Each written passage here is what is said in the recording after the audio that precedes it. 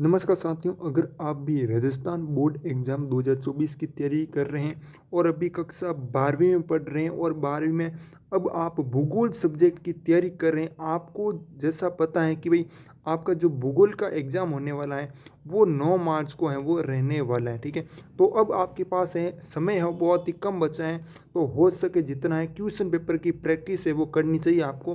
तो हम इसी तरह ना बहुत सारे क्वेश्चन पेपर हमने कर लिए, 2 क्वेश्चन पेपर किए हैं और आज हमारा तीसरा क्वेश्चन पेपर है वो भूगोल का रहने वाला है। ठीक है, तो भूगोल की अलग से प्ले लिस्ट बना रखी है, उसमें जाकर आप सारे के सारे वीडियो हैं वो देख सकते हो। ओके, अब मैं आपको बताना चाहूँगा, अब आपको ये वीडियो पूरा देखना है। अगर वीडियो आपको समझ में नहीं आई है, भूगोल का क्वेश्चन पेपर समझ में नहीं है तो चैनल को सब्सक्राइब भी मत करना, वीडियो को लाइक भी मत करना, अगर समझ में आए तो ही करना। ठीक है, ये बात मैं आपको बताना चाहूँगा। तो एक बार थोड़ा सा टाइम निकाल कर है वो ज़रूर देखिएगा इस वीडियो को।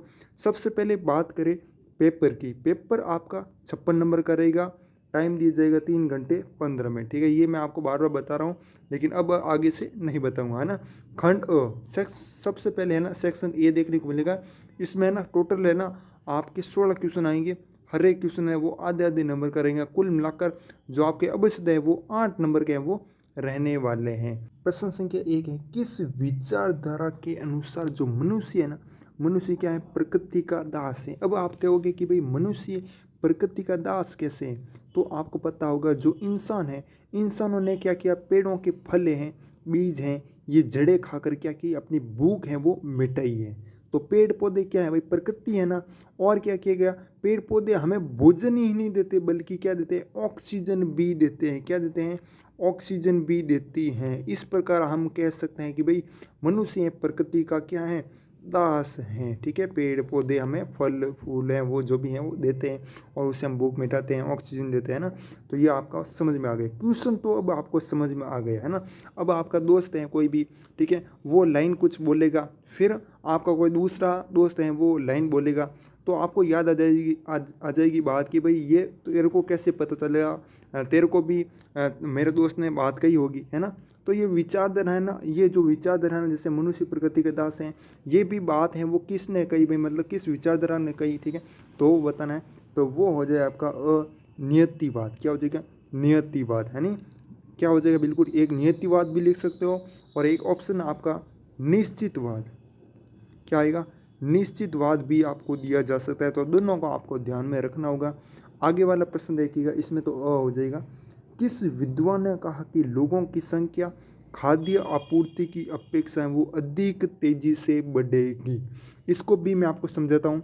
खाद्य आपूर्ति मतलब क्या होता है, कोई घर है या फिर कोई देश मान लो, उसके लिए हासिल किया गया भोजन ही वो क्या कहलाता है, खाद्य आपूर्ति है वो कहलाता है। ठीक है, तो किस विद्वान ने कहा कि लोगों की संख्या खाद्य आपूर्ति की अपेक्षा जो भी भोजन है, ठीक है, आप भोजन मान सकते हो, भोजन की अपेक्षा क्या बढ़ेगी, अधिक तेजी से बढ़ेगी। ठीक है, तो वो आपका हो जाएगा ऑप्शन थॉमस माल्थस। क्या हो जाएगा, थॉमस माल्थस। ठीक है, अब आगे वाला प्रश्न देखिएगा, निम्न में से कौन सा देश है जिसने सकल राष्ट्रीय प्रसन्नता को देश की प्रगति, मतलब प्रगति क्या, विकास है ना, प्रोसेस मतलब आगे बढ़ेगा, है ना, प्रगति का आधारित माप है वो घोषित किया है। तो किस देश ने किया भाई, सबसे पहले आपको ये नहीं पता चल रहा है निम्न में से कौन सा देश है, ये तो आपको पता चल गया, लेकिन सकल राष्ट्रीय प्रसन्नता ये होती क्या है ये भी आपको नहीं पता। तो इसको मैं आपको सिंपल वे में बता देता हूँ। सकल राष्ट्रीय प्रसन्नता यानी GNH, मतलब शॉर्ट फॉर्म है ना।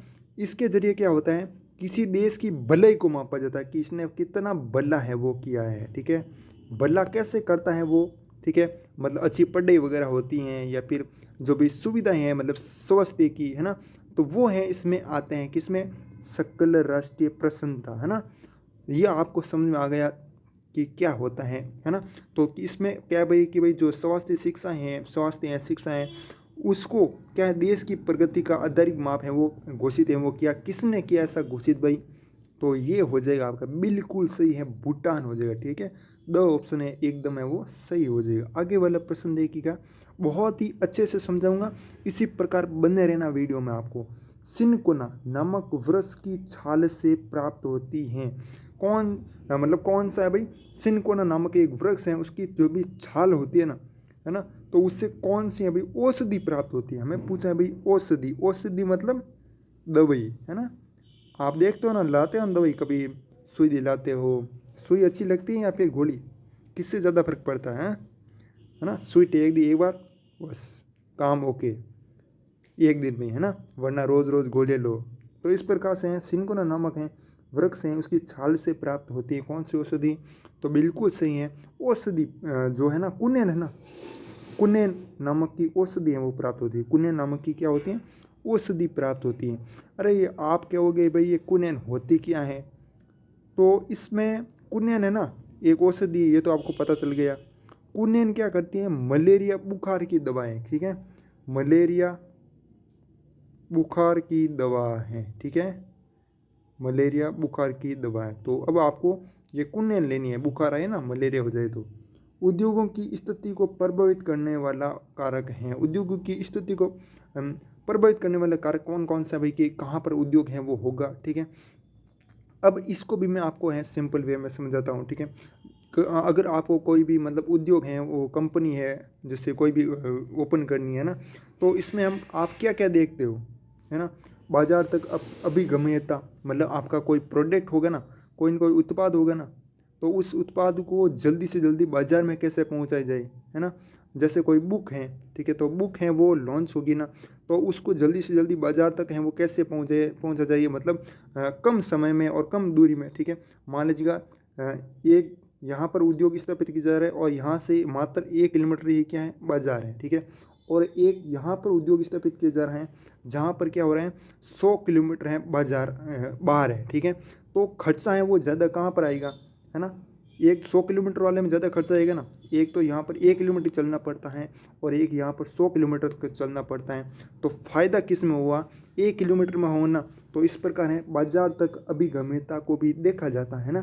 अभिगम्यता का मतलब होता है कि भाई विक्रेता किस हद तक बाजार खंड तक पहुंचकर अपना जो प्रोडक्ट है, अपना जो सामान है, उसकी बिक्री है वो कर सकता है, ठीक है ना। ये आपको ध्यान रखना है। जैसे बाजार के पास में होने से फ़ायदा क्या होता है, तैयार माल होगा तो बाजार तक पहुंचाने में क्या होता है, खर्चा है वो कम लगता है। एक बात तो ये आपका सही होगा, बिल्कुल प्रभावित है वो करता है, ठीक है, बाजार तक अभिगम्यता, है ना। और फिर एक कच्चे माल की प्राप्ति, अब वहाँ पर भी उद्योग होगा, देखा जाएगा कि वहाँ पर नेडो कटो आवे, है ना, कि हैंग आ जान अन्य सामान आ जान, अन्य सामान आ जान, अन्य सामान आ जान, अन्य बाजार में भेज दान, मतलब हैंग फायदो ही फायदो जा, है ना। कच्चा माल मतलब सामान्य तौर पर उद्योग वहाँ स्थापित किए जाते हैं जहाँ कच्चा माल मिलता है। कच्चा माल जैसे तेल हो गया, तेल से कुछ चीज़ बना ली, है ना, मक्का है, अनाज है, ठीक है ना। और लकड़ी है, लकड़ी से कुछ ऐसी चीज़ बना ली जो लोगों को बहुत ही ज़रूरी होती है ना। कोयला है, खनिज, ये सभी कच्चे माल आते हैं। अब ये जितना नज़दीक हो गए, है ना, तो उनको कंपनी वालों को फ़ायदा ही होगा ना। हाँ बिल्कुल फ़ायदा होगा, तो ये भी प्रभावित करता है। श्रम आपूर्ति, अब कच्चा माल भी ला मंगवा दिया, बाज़ार भी नज़दीक ही हैं, अब लोग नहीं मिल रहे हैं, कोई काम करने वाला है ही नहीं, तो भाई उद्योग किस काम का, कोई काम ही नहीं करेगा तो किस काम का। तो श्रम आपूर्ति भी है वो बहुत ही ज़रूरी है, ठीक है।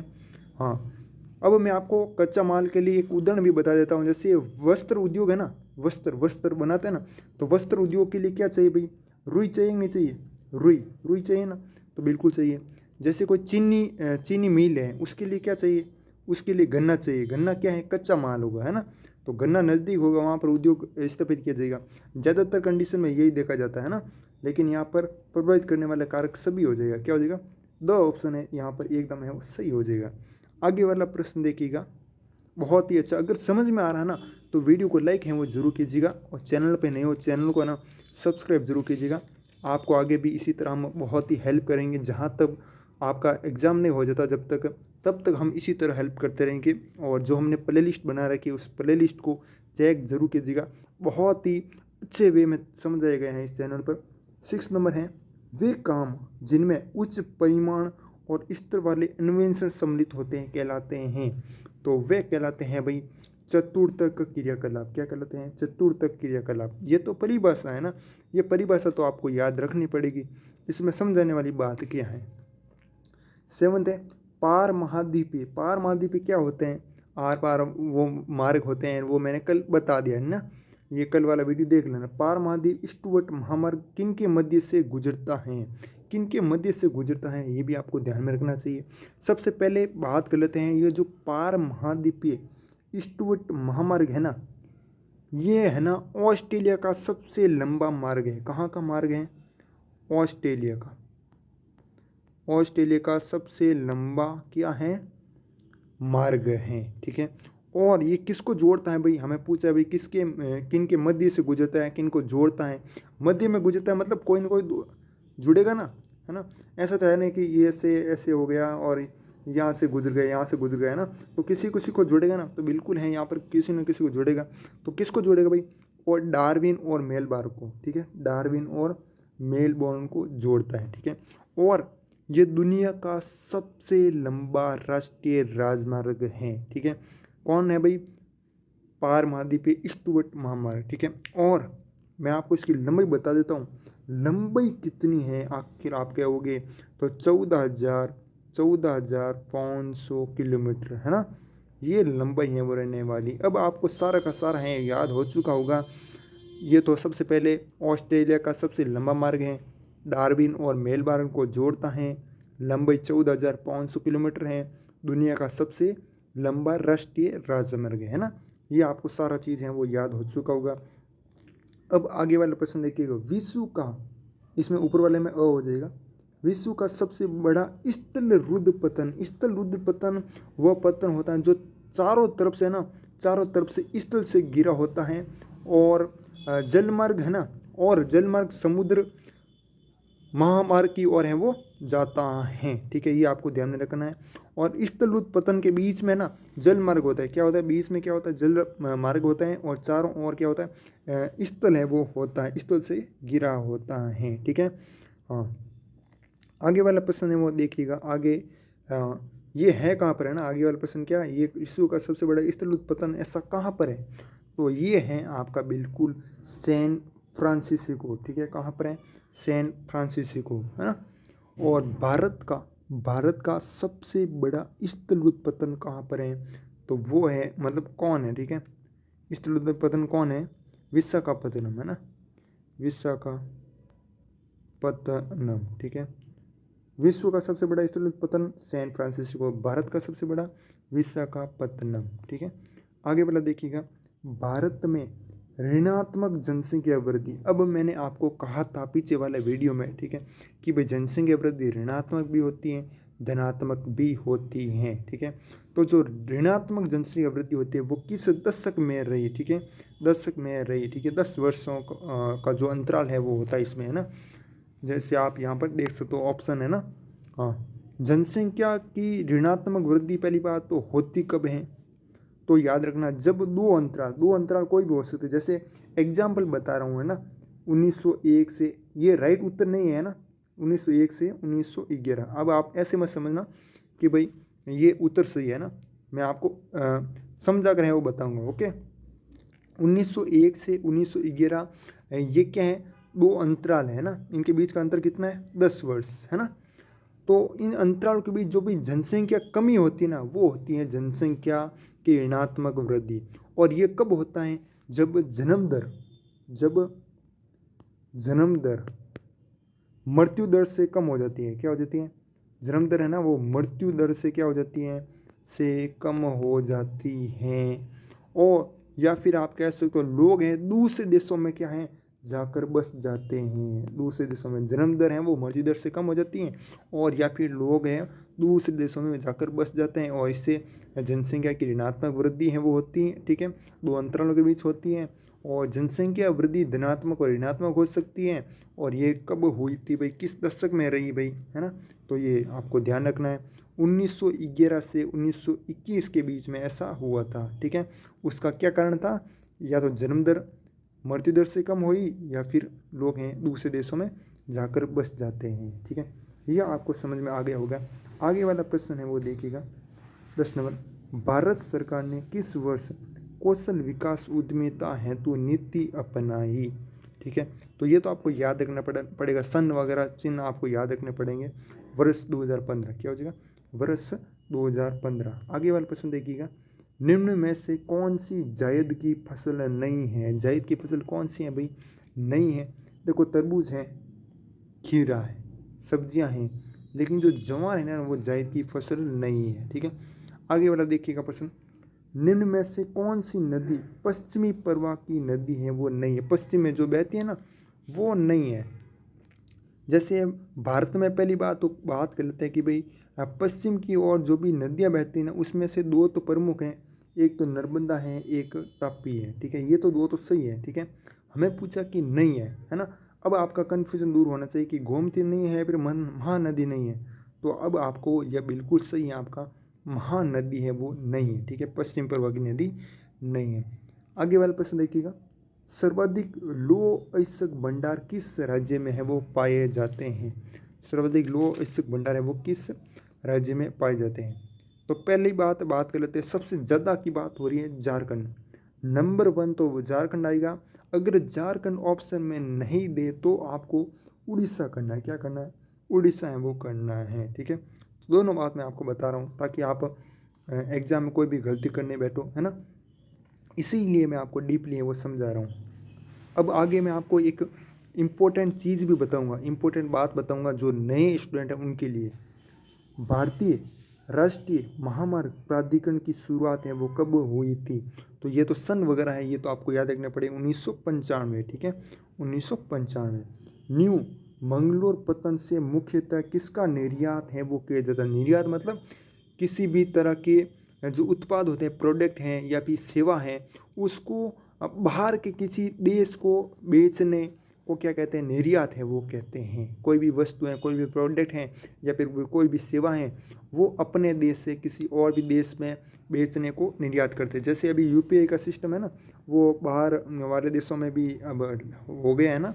ये आज का न्यूज़पेपर में मैंने देखा था, ऐसा कुछ यूपीआई वाला है ना, वो सेवा है ना, तो बिल्कुल ये निर्यात होगा, है ना। अब देखिएगा 15 इसमें कोई कि न्यू मंगलोर पतन से मुख्यतः किसका निर्यात है वो किया जाता है? कोई ना कोई चीज़ का निर्यात करेंगे ना, तो बिल्कुल है यहाँ पर। पहली बात इसमें एक और बात समझा देता हूँ। न्यू मंगलोर जो बंदरगाह है, पतन है, वो कर्नाटक के मैंगलोर में स्थित है। कहाँ पर है? कर्नाटक में है। कर्नाटक के मैंगलोर में। कहाँ पर है? बेंगलोर नहीं है, मैंगलोर में। ठीक है, मैंगलोर में। ये बात हो गई। और ये देश का 7वां सबसे बड़ा बंदरगाह है। किसका? इसका स्थान क्या है भाई? 7वां बड़ा सबसे बड़ा स्थान है। ठीक है, और यहाँ पर किसका निर्यात किया जाता है? मुख्यतः मतलब ज़्यादातर है वो कौन सा निर्यात किया जाता है? इसके अलावा भी काफ़ी सारी ऐसी हैं वस्तुएं जो जिनका निर्यात है वो किया जाता है, लेकिन मुख्यतः लौह अयस्क का निर्यात किया जाता है। आगे वाला प्रश्न देखिएगा। निम्न में से किससे भू निम्नीकरण होता है? भू निम्नीकरण मतलब पेड़ पौधे हैं, फसलें हैं, उनकी वृद्धि के लिए जो भी जरूरी पोषक तत्व हैं उनकी कमी होने की स्थिति को क्या कहते हैं? भू निम्नीकरण कहते हैं। अब आप ही हो, जैसे आपके लिए खाना नहीं दिया जाए, है ना, तो आप क्या विकास करोगे? आगे बढ़ोगे क्या? हर जगह मर जाओ, पड़ जाओ नीचे चक्रा जी ना। हाँ, तो इसी प्रकार पेड़ पौधों में भी उनको भी पोषक तत्व नहीं मिलेगा, है ना, तो क्या करेंगे वो?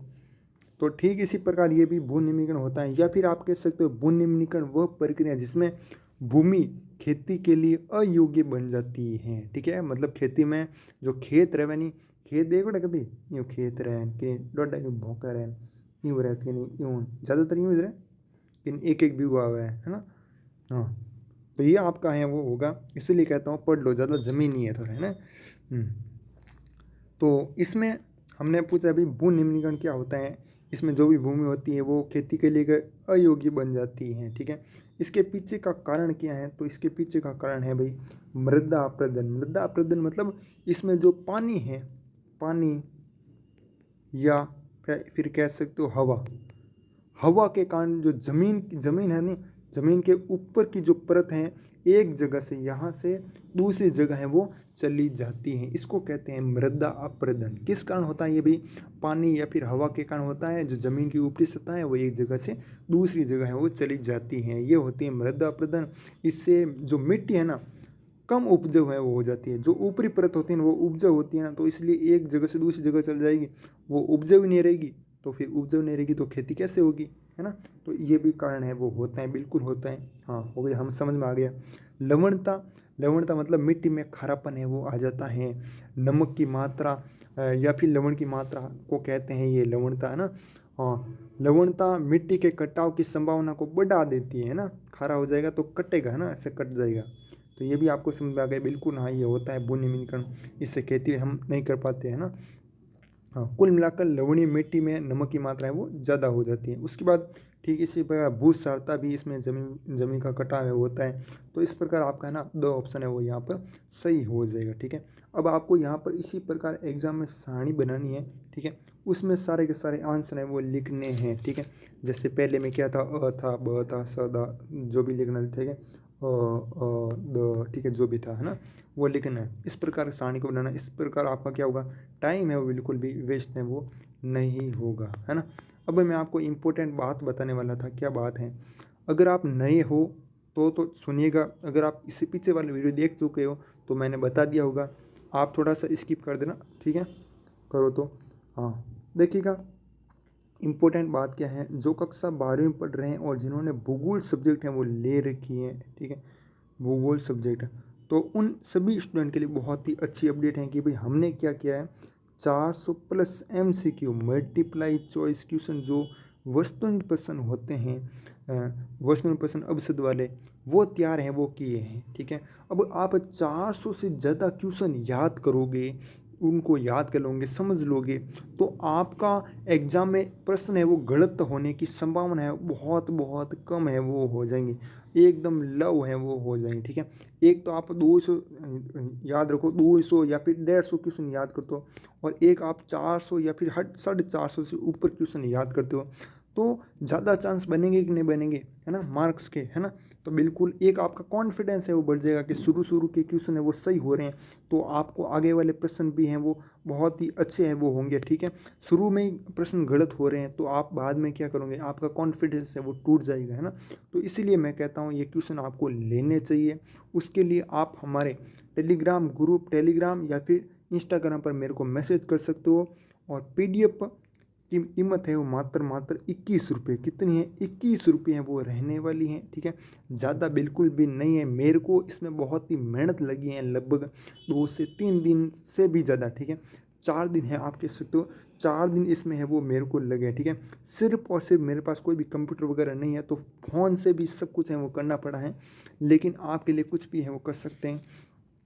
देखो, PDF है वो हिंदी माध्यम में रहेगी, और जो बोर्ड का पैटर्न रहेगा ना, जो ब्लू प्रिंट जो राजस्थान बोर्ड ने जारी किया है उसके आधार पर है ये तैयार हैं वो किए गई हैं, और लगभग 70 से 80 पेज हैं वो इसमें रहने वाले, बहुत ही खुले लिखे हुए हैं, ठीक है। और आंसर भी साथ में दिए हुए हैं, ठीक है। तो आप इसके लिए टेलीग्राम या फिर इंस्टाग्राम पर मेरे को मैसेज कर सकते हो। टेलीग्राम और इंस्टाग्राम ID लिंक है वो डिस्क्रिप्शन में मिल जाएगा, ठीक है। तो वहाँ से आप कांटेक्ट कर सकते हो।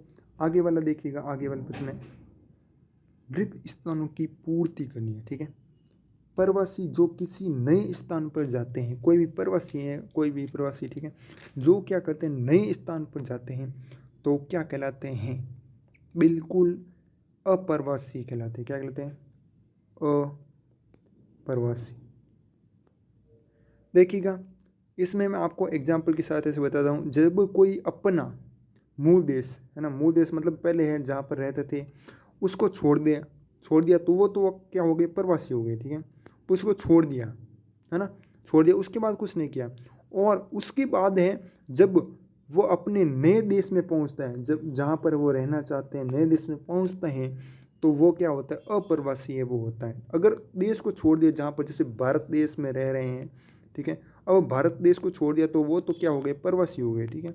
और प्रवासी हो गए, फिर वो किसी नए देश में रह रहे हैं, नए देश में, है ना, वहाँ पर पहुँचते हैं तो वो क्या हो गए, अप्रवासी हैं वो हो गए। इस प्रकार से आप इसे समझ सकते हो, है ना। बहुत ही अच्छे तरीके से समझा रहा हूँ, समझ में आ रहा तो समझ गए होगे क्या करना है आपको। दूसरा है, प्राथमिक क्रिया कार्यकलाप करने वाले लोग, उनका कार्य क्षेत्र घर से बाहर होने का कारण वो श्रमिक कहलाते हैं। वो कौन से श्रमिक हैं, वो कहलाते हैं प्राथमिक कार्यकलाप करने वाले लोग, उनका कार्य क्षेत्र है, जो भी मतलब काम करने का जो इलाका है ना, वो घर से बाहर होने के कारण वो कौन से श्रमिक हैं वो कहलाते हैं तो वो कहलाते हैं लाल कॉलर श्रमिक। लाल कॉलर श्रमिक है वो कहलाते हैं। ठीक है, इसमें क्या है, सभी प्रकार के सरकारी कर्मचारी है ना वो होते हैं लाल कॉलर में, है ना, लाल कॉलर में, है ना, ये आपको याद।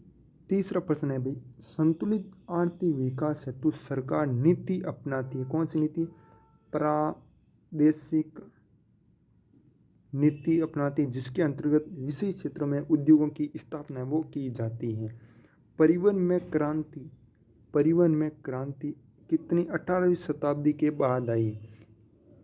क्या हुआ ऐसा? तो भाप के इंजन के बाद हुई। ठीक है, 18वीं शताब्दी में क्या हुआ? भाप का इंजन के बाद आई। ठीक है, समुद्री तट से दूर उपस्थित होते हैं। कौन होते हैं भाई? अंतर्देशीय पतन। ठीक है, अंतर्देशीय पतन समुद्री तट से दूर उपस्थित होते हैं। ठीक है, ये आपको खड़ी जगह में बढ़ना है ना। आगे वाले प्रश्न है वो भी मैं आपको समझाऊंगा। ठीक है, तो बने रहेगा वीडियो में। अंतर्देशीय पतन।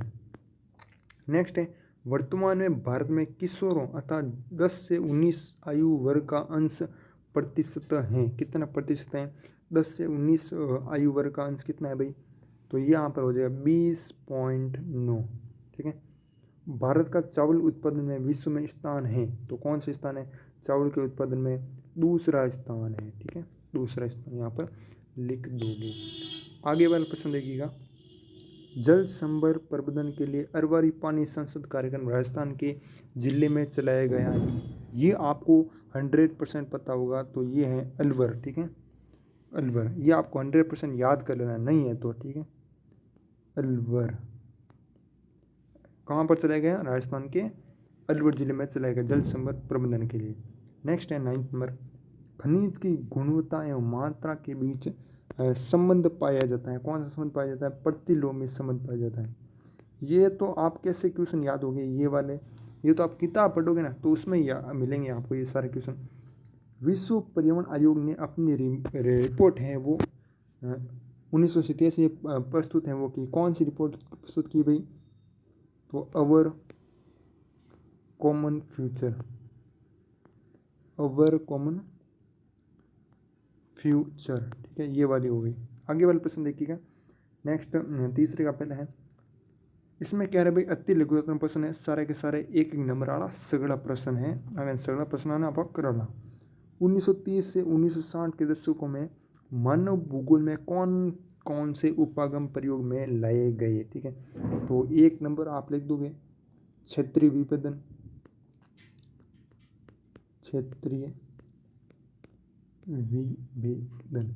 ठीक है, और 1 आप लिख दोगे स्थानिक संगठन। यहाँ पर मैं ऊपर लिख रहा हूँ, ठीक है, क्योंकि वहाँ पर ऊपर नीचे है वो नहीं लिख पा रहा हूँ। स्थानिक संगठन उपागम। ठीक है, उपागम, ये स है ना सबसे पहले, तो ये आपका है क्लियर है, यहाँ पर हो गया है। जनसंख्या की वास्तविक वृद्धि किस प्रकार ज्ञात की जाती है? तो जनसंख्या की वास्तविक वृद्धि है वो किस प्रकार ज्ञात की जाती है? तो इसका सूत्र है वो होता है, सबसे पहले आप लिखोगे जनसंख्या की वार्षिक वृद्धि इज इक्वल जन्म माइनस मृत्यु, जन्म माइनस मृत्यु प्लस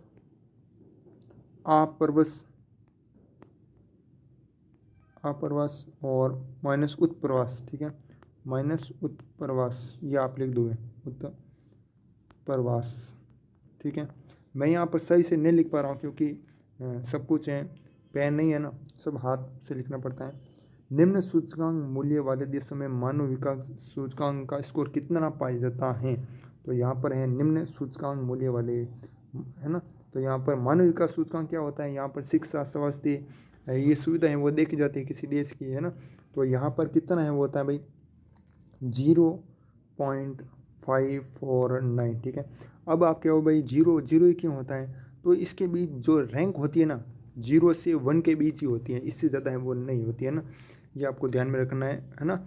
अब आगे वाले प्रश्न देखिएगा, विश्व में वाणिज्य पशुधन पालन कौन कौन से देश में किया जाता है? तो जैसे इसमें कौन कौन से देश में किया जाता है ना, तो ये एक लिख दोगे न्यूजीलैंड, ऑस्ट्रेलिया, संयुक्त राज्य अमेरिका और अर्जेंटीना। ठीक है, संयुक्त राज्य अमेरिका तो आपको लिखना आता होगा, ठीक है, लेकिन यहाँ पर अर्जेंटीना है ना, ये आप लिख दोगे।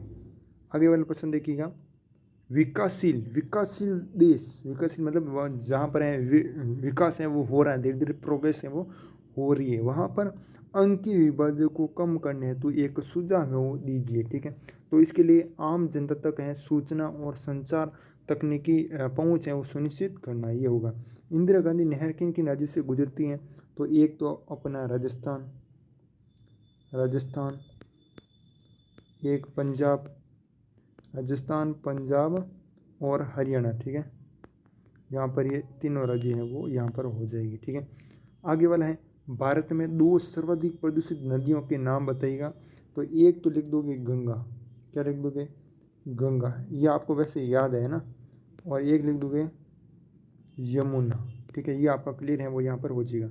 आगे देखिएगा, अब मैं जो खंड ब वाले प्रश्न है इनमें जो भी इम्पोर्टेंट क्वेश्चन है ना, तो वो मैं आपको यहाँ पर बताऊँगा। देखो मैं वो ही क्वेश्चन क्यों बता रहा हूँ, देखो एक तो आपको वो क्वेश्चन छोड़ने नहीं है जो ईजी है ना, तो ईजी वाले क्वेश्चन इसमें बता दूंगा, और मीडियम है, मीडियम वाले क्वेश्चन है जो थोड़े से हार्ड है, इतने भी नहीं है अगर आप उसको समझो तो, है ना, तो उनको भी मैं आपको बता दूंगा। ठीक है, तो इजी और मीडियम वाले क्वेश्चन भी बता दूंगा, और जो इंपॉर्टेंट है वो भी आपको यहाँ पर बता दूंगा ना। तो यहाँ पर चौथा है, इसको आप समझ सकते हो। ठीक है, समझना चाहो तो पर्यावरण के निश्चयवाद से आप क्या समझते हैं वो बताना। ठीक है, अब आगे वाला प्रश्न है ना, ये मैं आपको समझा रहा हूँ।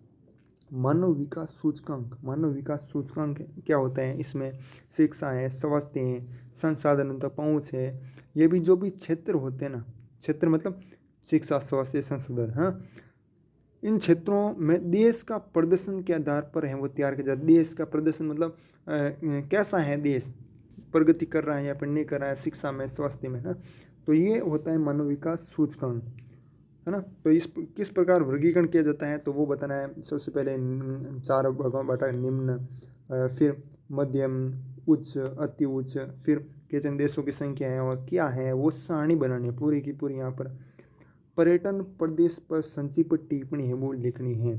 पर्यटन प्रदेश मतलब जिन स्थानों पर पर्यटक है ना घूमने की प्रमुखता से जाते हैं, पर वो होते हैं पर्यटक प्रदेश, वे क्या कहलाते हैं, वे पर्यटन प्रदेश कहलाते हैं। ठीक है, ये आपको समझ में आ गया। जल परिवहन के लाभ क्या है, बहुत ही अच्छा प्रश्न है। वायु परिवहन, जल परिवहन, है ना, और वायु परिवहन में क्या होता है भाई, अगर आपको ज़्यादा दूरी कम समय में तय करनी तो उसके लिए वायु परिवहन बहुत ही अच्छा साधन है। और जल परिवहन की यहाँ पर बात हो रही है तो ये परिवहन का क्या है, सबसे सस्ता साधन है। सबसे सस्ता साधन कोई कह दे तो जल परिवहन है। जल परिवहन में मार्गों का जो भी निर्माण है ना वो नहीं करना होता है। जल मतलब पानी में कटू जा सको, इन कोण जा सको, पहले फिर जाओ चारों कोने, फिर वेन जाओ, है ना, या फिर वो पानी है इन बीचू निकल जाओ, है ना, तो कट्टू ही निकलो, बोले कोई चिंता नहीं, नो टेंशन, कट्टू मार्गग्रस्त तो जरूरत नहीं है, है ना, कोई भी टोल टैक्स वगैरह नहीं है ना, सीधो निकल जाना पानी में। तो ये तो अपना बहुत ही बढ़िया है। एक तो बात हो गई सस्ता पड़े, मार्ग निर्माण नहीं करना पड़े, है ना, और इसमें विभिन्न प्रकार के जहाज हैं वो चलाए जा सकते हैं। जल परिवहन के आधार महासागर आपस में क्या होते हैं, एक दूसरे के जुड़े होते हैं, है ना, ये आपको पता होना चाहिए। सस्तो पड़े, मार्ग बनाना नहीं पड़े ना, जहाज जलालान, ये आप ध्यान रखो। प्रादेशिक व्यापार समूह का क्या उद्देश्य है, तो इसमें है ना, हाँ, इसमें ये भी आप बता दोगे ना। हाँ, अब देखिए आगे वाले प्रश्न ने भारत सरकार की युवा नीति के संक्षेप में वर्णन कीजिए। बहुत ही इम्पोर्टेंट क्वेश्चन है, तो इसको भी देख लेते हैं। देश में राष्ट्रीय युवा नीति है ना कब है वो प्रारंभ की गई, पहली बात तो भारत सरकार की जो युवा नीति है ना वो है 2014 में प्रारंभ की गई थी। ठीक है, एक बात तो ये हो गई। दूसरी बात है इसमें बात कर रहे हैं जो कि बहुत ही अच्छी है कि भाई इस राष्ट्रीय युवा नीति में 15 से 29 वर्ष के आयु समूह को युवा के रूप में बताया गया है। ठीक है, आगे वाला प्रश्न देखिएगा, परिवहन नगर है वो किसे कहते हैं, तो परिवहन नगर किसे कहते हैं वो भी इजी है, वो बता दूंगा आप, है ना। कोंकण रेलवे की विशेषता बतानी है, तो कोंकण रेलवे का निर्माण है ना, पहली बात तो 1998 में किया गया था। कब किया गया था, 1998 में किया गया था। और ये जो रेल मार्ग है, कोंकण रेल मार्ग है ना, वो 700 किलोमीटर लंबा है। कितना, 700 किलोमीटर है वो लंबा है। ठीक है, ये भी आपको बात है क्लियर समझ में आ गई होगी। इस प्रकार से मैं ना थोड़े थोड़े से ऊपर ऊपर से थोड़ा बता रहा हूँ, लेकिन आपको थोड़ा लाइन लिखना पड़ेगा। ऐसा नहीं कि 2 बार लिख ली पूरा हो गया, है ना, ऐसा नहीं करना। कोच्चि बंदरगाह पर जो संक्षिप्त टिप्पणी है वो लिखनी है। ठीक है, तो ये बंदरगाह है ना कहाँ पर है, पहली बात तो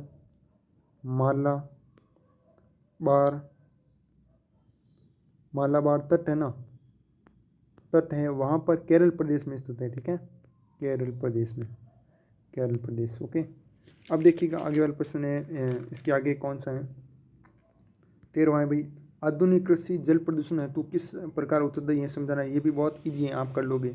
नेक्स्ट है खंड स। खंड स में क्या होगा, 3 नंबर वाले जितने भी क्वेश्चन है वो यहाँ पर रहने वाले हैं। ठीक है, तो 3 नंबर का क्वेश्चन है, मिश्रित कृषि की प्रमुख विशेषता बताएं। मिश्रित कृषि में क्या होता है भाई, हैंग चीज़ा बाय दा गेहूँ बाय दिया जवानी बाय दिन आड्डे कट्टा टेक दी, है ना, तो वो होती है मिश्रित कृषि। ये तो आप बता दोगे, ये तो करते ही है ना, गेहूँ बाय दिया क्या गेहूँ कम पड़े, गेहूँ बाय दा, अरे जवार कौन गिर में जवानी बाय दा, अरे मैं चौमासा आयो है। इस प्रकार से आप इसमें लिख दोगे। डेयरी कृषि की प्रमुख विशेषताएं बतानी है तो वो भी आप बता दोगे, बहुत ही होशियार हो आप, है ना, ऐसे थोड़ी हो। आगे वाला प्रश्न देखिए, जैव ऊर्जा पर एक संक्षिप्त टिप्पणी लिखनी है अथवा खनिज संसाधन के संरक्षण के विषय में लिखिए। ठीक है, PDF वगैरह आपको हमारे टेलीग्राम ग्रुप में मिल जाएगी, टेलीग्राम ग्रुप आप ज्वाइन कर सकते हो। कृषि योग्य व्यर्थ भूमि, वर्तमान प्रतिभूमि एवं पुरातन प्रतिभूमि को स्पष्ट करना है। भारत में भूमि बचत प्रौद्योगिकी विकसित करना क्यों आवश्यक है समझना है। ठीक है, खंड आ चुका है आपका यहाँ पर। खंड में क्या है, निम्नात्मक प्रश्न है वो रहने वाले हैं। चलवसी पशुचारण और वाणिज्य पशुधन पालन में अंतर करना है अथवा सहकारी कृषि तथा सामूहिक कृषि में अंतर स्पष्ट करना है। ठीक है, आगे वाला प्रश्न देखिएगा, भारत में उत्पादित किन्हीं 2 मोटे अनाजों का वर्णन करना है अथवा भारत में खाद्यान्न फसल चावल एवं गेहूं की कृषि तथा इसके उत्पादक क्षेत्रों के विषय में लिखना है। मतलब उत्पादक मतलब प्रोडक्ट है, ये जो कहाँ कहाँ पर है वो हो रहा है। ठीक है, क्षेत्र है जो भी। अब आगे वाला नक्शा का है, रेखा के मानचित्र में नगरों को दर्शाना है, जैसे बीजिंग, जोहान्सबर्ग, पेरू, कैनबरा, है ना, ये दर्शाना संसार का। और ये है आपका भारत का, है ना, जामनगर, मथुरा, नागपट्टनम और हल्दिया। ठीक है, ये आपको भारत के मानचित्र में दर्शाना है। ठीक है, तो ये कुछ क्वेश्चन पेपर था जो कि मैंने आपको शेयर किया है, और भी मैं आपके लिए इसी तरह क्वेश्चन पेपर है वो लेके आता रहूँगा।